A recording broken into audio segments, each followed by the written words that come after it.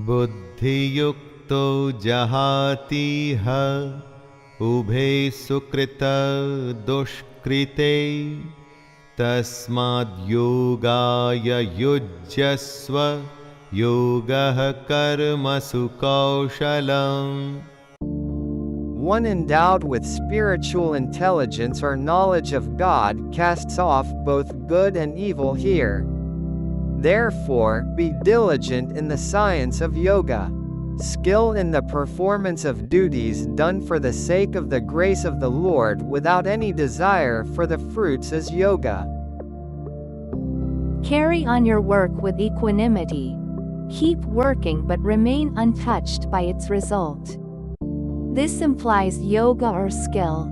If you expect something from your good deed, it will bind you. It doesn't mean skill. People with equanimity and good-heartedness give up their merit and demerit here and leave their bodies. It is only the fool who carries forward his merit and demerit. Then, the heaven or hell gets ready for him. If he doesn't carry forward his merit and demerit, neither heaven nor hell exists. So, leave the entire luggage here. It is not so easy to give up merit and demerit. It requires a lot of training. Therefore, learn to give up merit and demerit here. Whatever work you do it patiently and skillfully. Concentrate on the work you do. Perform the work perfectly. There should be completeness in it.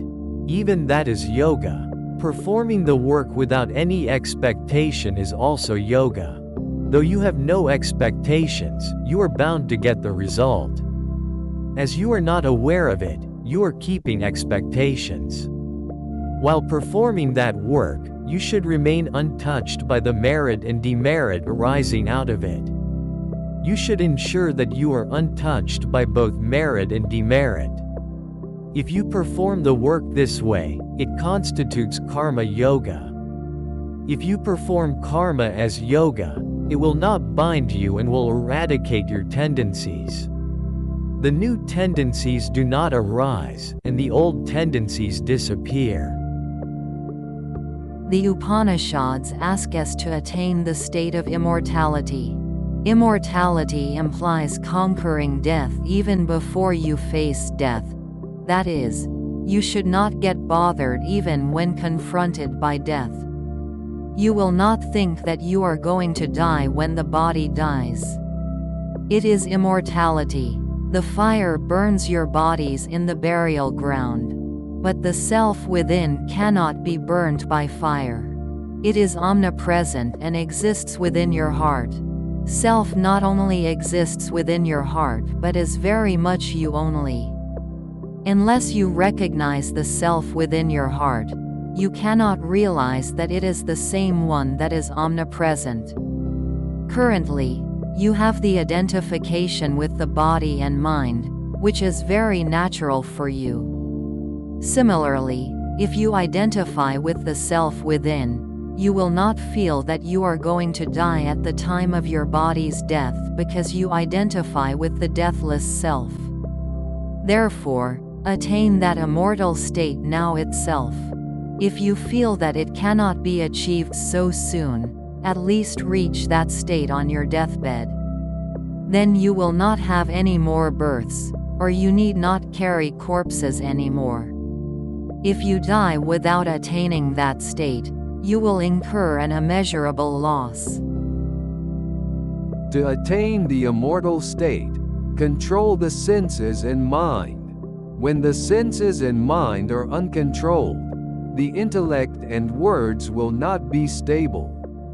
He will then talk whatever comes to his mouth. He becomes a fool.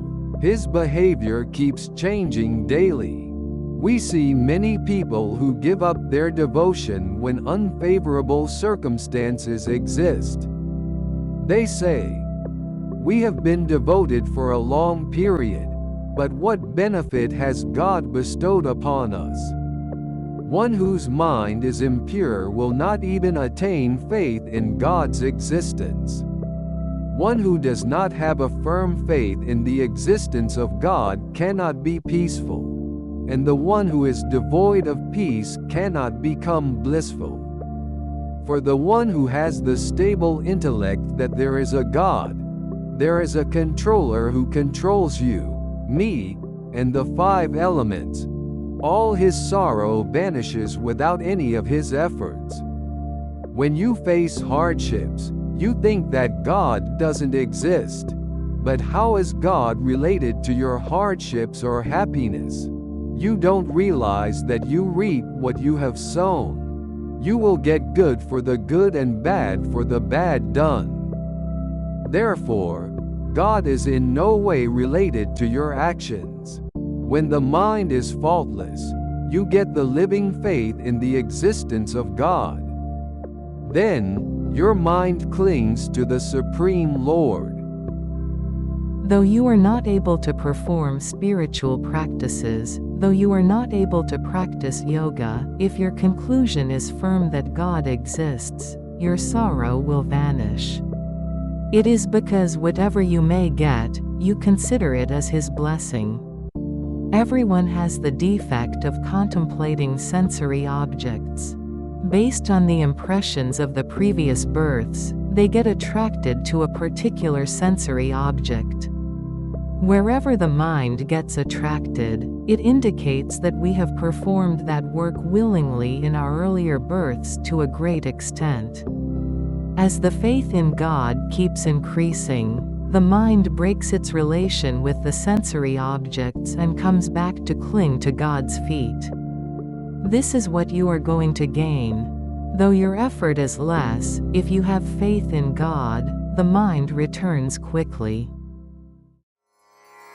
बुद्धियुक्तो जहातीह उभे सुकृत दुष्कृते तस्माद्योगाय युज्यस्व योगः कर्मसु कौशलम् बुद्धियुक्तो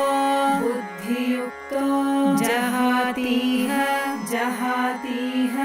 उभे सुकृत दुष्कृते तस्मात् योगाय युज्यस्व योगः कर्मसु कौशलम्